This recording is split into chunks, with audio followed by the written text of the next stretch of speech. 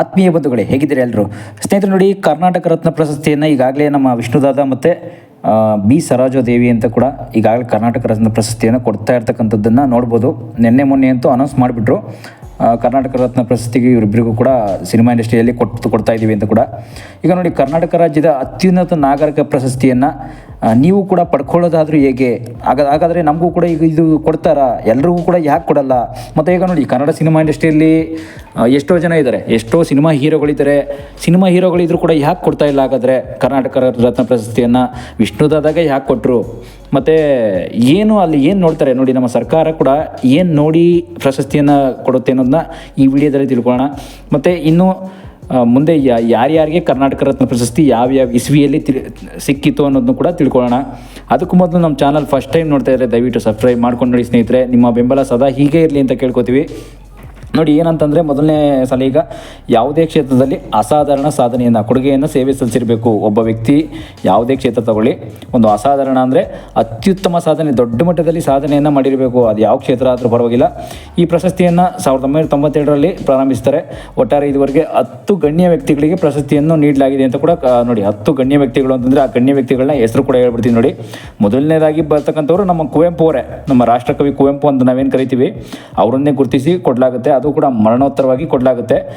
ನೋಡಿ, ಕೊನೆಯ ಕರ್ನಾಟಕ ಪ್ರಶಸ್ತಿಯನ್ನು ಈಗ ಪವರ್ ಸ್ಟಾರ್ ಪುನೀತ್ ರಾಜ್ಕುಮಾರ್, ನಮ್ಮ ಅಪ್ಪು ಸರ್ ಇದ್ದಾರೆ, ಅವ್ರಿಗೂ ಕೂಡ 2022ರಲ್ಲಿ ಕೊಟ್ಟಿದ್ದರು. ಸದ್ಯಕ್ಕೆ ಈಗ ಕೊನೆಯದಾಗಿ ಬಿ ಸರೋಜಾದೇವಿ ಮತ್ತು ವಿಷ್ಣುದಾದವ್ರಿಗೆ ಕೊಡಲಾಗಿದೆ. ಆದರೆ ಮೊದಲನೇದಾಗಿ ಹೇಳ್ತೀನಿ ನೋಡಿ, ಕುವೆಂಪು ಅವ್ರಿಗೆ ಯಾವ ಇಸ್ವಿಯಲ್ಲಿ ಕೊಟ್ಟಿದ್ರು ನೋಡಿ. ಕುವೆಂಪು ಅವ್ರಿಗೆ ಏನಕ್ಕೆ, ಅವರ ಒಂದು ಏನು ಸಾಹಿತ್ಯ ಕಲೆ ಅಂತ ಏನು ಕಲೆ ಇದೆ, ಅವರಲ್ಲಿ ಏನು ಒಂದು ವ್ಯಕ್ತಿತ್ವ ಇತ್ತು ಅಂತ ಕೊಟ್ಟರು, ಯಾವ ಕ್ಷೇತ್ರದಲ್ಲಿ ಅವರು ಸಾಧನೆ ಮಾಡಿದರು ನೋಡಿ. ಕುವೆಂಪು ಅವರಂತೂ 1997ರಲ್ಲೇ 1994ರಲ್ಲಿ ಎಷ್ಟು ಅಂದರೆ 94ರಲ್ಲೇ ಅವರು ಮರಣವಂತಾರೆ. 1992ರಲ್ಲಿ ಅವ್ರಿಂದ ಒಂದು ಸಾಹಿತ್ಯವನ್ನು ಗುರುತಿಸಿ ಕೊಡ್ತಾರೆ ನೋಡಿ. ಅವ್ರು ಬದುಕಿದ್ದಾಗಲೇ ಅವರ ಒಂದು ಸಾಹಿತ್ಯ ನೋಡಿ, ಅವರಂತೂ ಒಂದು ಕವನಗಳು, ಕವಿತೆಗಳು, ಕೆಲವೊಂದು ಕಥೆ ಸ್ಟೋರಿಗಳೆಲ್ಲ ನೀವು ನೋಡ್ತಾ ಇರ್ಬೋದು. ನಾವು ಕೂಡ ಚಿಕ್ಕ ವಯಸ್ಸಿಂದ ಕೂಡ ಕುವೆಂಪು ಅವರ ಒಂದು ಕಥೆಗಳಾಗಲಿ, ಒಂದು ಪದ್ಯಗಳಾಗಲಿ ಕೂಡ ಓದ್ಕೊಂಡು ಕೂಡ ಬಂದವರು.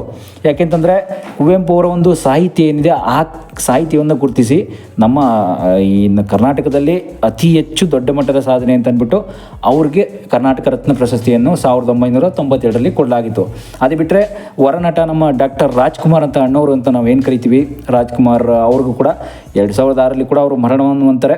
ಆದರೂ ಕೂಡ 1992ರಲ್ಲಿ ಕೂಡ ಚಲನಚಿತ್ರ ಪ್ರಶಸ್ತಿ ಆ ಕ್ಷೇತ್ರಕ್ಕೆ ಕೂಡ ಅವ್ರಿಗೂ ಕೂಡ ಆ ಟೈಮಲ್ಲೇ ಕೊಟ್ಬಿಟ್ರು. 1992ರಲ್ಲಿ ಅಂತಂದರೆ ನೋಡಿ, 2006ರಲ್ಲಿ ಅವ್ರು ಮರಣವಂತರು ಅಂತಂದರೆ 1992ರಲ್ಲಿ ಇಸ್ವಿನಲ್ಲೇ ಕೊಟ್ಟಿದ್ರು. ಅಂದರೆ ಆ ಮಟ್ಟಕ್ಕೆ ದೊಡ್ಡ ಸಾಧನೆಯನ್ನು ಗಳಿಸಿದ್ರು ಅವರು.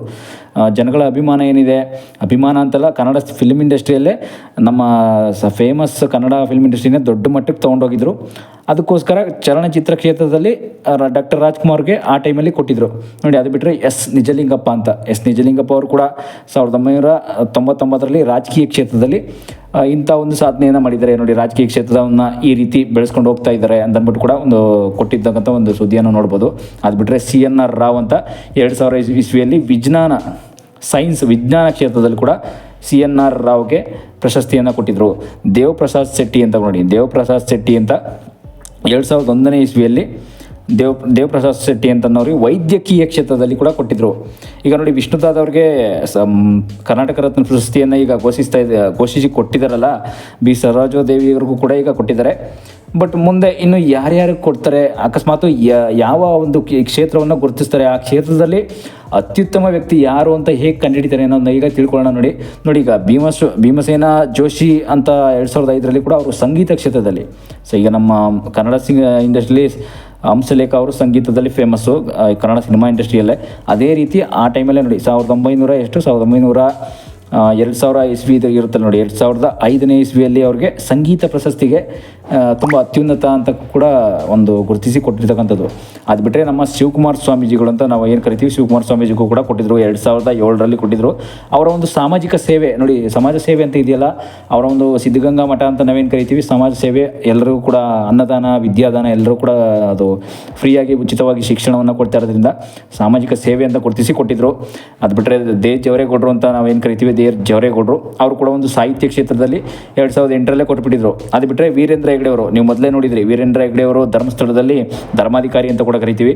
2009ರಲ್ಲೇ ಸಾಮಾಜಿಕ ಸೇವೆ ಅಂತ ಕೂಡ ಗುರುತಿಸಿ ಕೊಟ್ಟಿದ್ರು.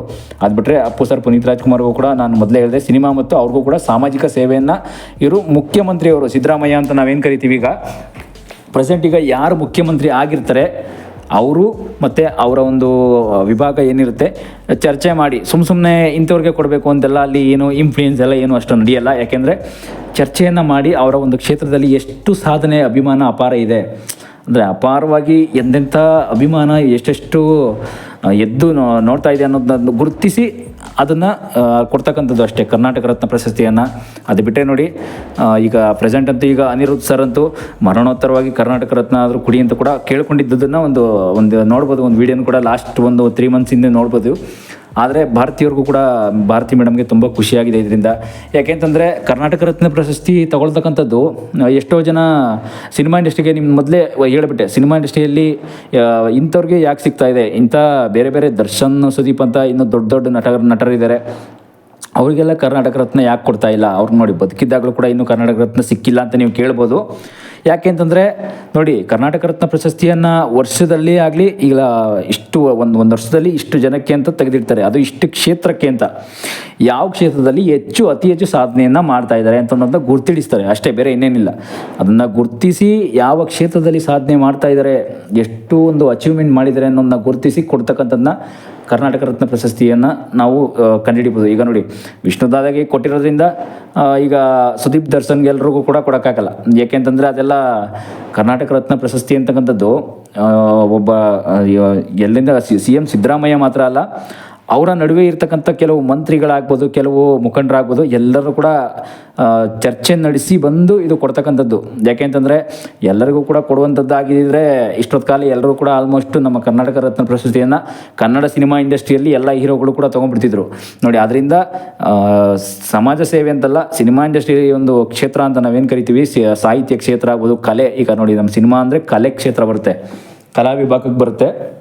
ಕಲಾ ವಿಭಾಗದಲ್ಲಿ ವಿಷ್ಣುದಾದ ಮತ್ತು B ಸರೋಜಾದೇವಿಯರನ್ನು ಗುರುತಿಸಿ ಕೊಟ್ಟಿರ್ತಕ್ಕಂಥದ್ದು ಒಂದು ದೊಡ್ಡ ಮಟ್ಟದಲ್ಲಿ ಸೇವೆ ಅಂತ ಹೇಳ್ಬೋದು. ಇದನ್ನು ನೋಡಿ ಕರ್ನಾಟಕ ಕೊಟ್ಟಿರ್ತಕ್ಕಂಥ ಒಂದು ದೊಡ್ಡ ಮಟ್ಟದಲ್ಲಿ ಏನು ಅಂತಂದರೆ ಅವಾರ್ಡ್ ಪ್ರೈಸ್ ಅಂತ ಹೇಳ್ಬೋದು. ಕೆಲವ್ರಿಗೆಲ್ಲ ಸುಮ್ಮನೆ ಆಗಿ ಸಿಗಲ್ಲ, ಕೆಲವ್ರಿಗೆಲ್ಲ ಒಂದು ಸೈಮಾ ಅವಾರ್ಡ್ ಅಂತ ಕೊಡ್ತಾರೆ. ಸೈಮಾ ಅವಾರ್ಡ್ ಆಗ್ಬೋದು, ಚಿತ್ತಾರ ಅವಾರ್ಡ್ ಅಂತ ಆಗ್ಬೋದು, ಜಿ ಕನ್ನಡ ಅವಾರ್ಡ್ ಅಂತ ಆಗ್ಬೋದು. ಕೆಲವರೆಲ್ಲ ಅದೆಲ್ಲ ಒಂದು ಸಣ್ಣ ಸಣ್ಣ ಪ್ರಶಸ್ತಿಗಳಾಗುತ್ತಷ್ಟೇ, ಬೇರೆ ಏನೇನಿಲ್ಲ. ಏನೊಂದು ಅವಾರ್ಡ್ ಅಂತ ನೀವು ಅಂದ್ಕೊಂಡಿರ್ತೀರಲ್ಲ, ಅದೆಲ್ಲ ಸಣ್ಣ ಸಣ್ಣ ಒಂದು ಅವಾರ್ಡ್ಗಳಷ್ಟೇ. ಇಡೀ ಕರ್ನಾಟಕದಲ್ಲೇ ಅತ್ಯುತ್ತಮ ವ್ಯಕ್ತಿ ಒಂದು ಈ ಕ್ಷೇತ್ರದಲ್ಲಿ ಅಂತ ಗುರುತಿಸಿ ಕೊಡ್ತಕ್ಕಂಥದ್ದು ಕರ್ನಾಟಕ ರತ್ನ ಪ್ರಶಸ್ತಿ. ಅದು ಬಿಟ್ಟರೆ ಭಾರತ ರತ್ನ ಪ್ರಶಸ್ತಿ ಅಂತ ಕೂಡ ನಾವು ನೋಡ್ಬೋದು. ಭಾರತ ರತ್ನ ಪ್ರಶಸ್ತಿ ಕೂಡ ಹಿಂದೆ ಎಲ್ಲ ತುಂಬ ಜನಕ್ಕೆ ಸಿಕ್ಕಿದೆ. ಈಗಲೂ ಕೂಡ ನಮ್ಮ ಕರ್ನಾಟಕದಲ್ಲೂ ಕೂಡ ತುಂಬ ನಮ್ಮ ಕ್ಷೇತ್ರದಲ್ಲಿ ಸಾಧನೆ ಮಾಡಿರೋರಿಗೆ ಅದು CM ಕೂಡ ನಮ್ಮ ಸಿದ್ದರಾಮಯ್ಯ CM ಅಂತ ನಾವೇನು ಕರಿತೀವಿ, ಅವರು ಕೂಡ ಕೇಂದ್ರ ಸರ್ಕಾರಕ್ಕೆ ಮನವಿ ಸಲ್ಲಿಸಿದ್ರೆ ಅವರು ಕೂಡ ಸಿಗುತ್ತೆ. ಯಾಕೆಂತಂದರೆ ಭಾರತ ರತ್ನ ಸಿಗುವಂಥದ್ದು ಅಷ್ಟು ಈಸಿ ಅಲ್ಲ. ಸೆಂಟ್ರಲ್ ಗೌರ್ಮೆಂಟ್ ಅಂತ ನಾವೇನು ಕರಿತೀವಿ ಅವ್ರು ಕೊಡ್ತಕ್ಕಂಥದ್ದು ಭಾರತ ರತ್ನವನ್ನು ಅವರು ನಮ್ಮ ಈ ಕನ್ನಡ ಇಂಡಸ್ಟ್ರಿಯಲ್ಲಿ ಗುರುತಿಸಿ ಕೊಡ್ತಾರೆ. ಯಾಕೆಂದರೆ ರಾಷ್ಟ್ರಪತಿಗಳ ಜೊತೆ ಚರ್ಚೆ ಮಾಡಿ, ಇಲ್ಲೂ ಕೂಡ ಅಷ್ಟೇ ನಮ್ಮ ರಾಜ್ಯ ಸರ್ಕಾರದವರು ರಾಜ್ಯಪಾಲರ ಜೊತೆ ಚರ್ಚೆ ಮಾಡಿ ಕರ್ನಾಟಕ ರತ್ನವನ್ನು ಕೊಟ್ಟಿರ್ತಕ್ಕಂಥದ್ದು.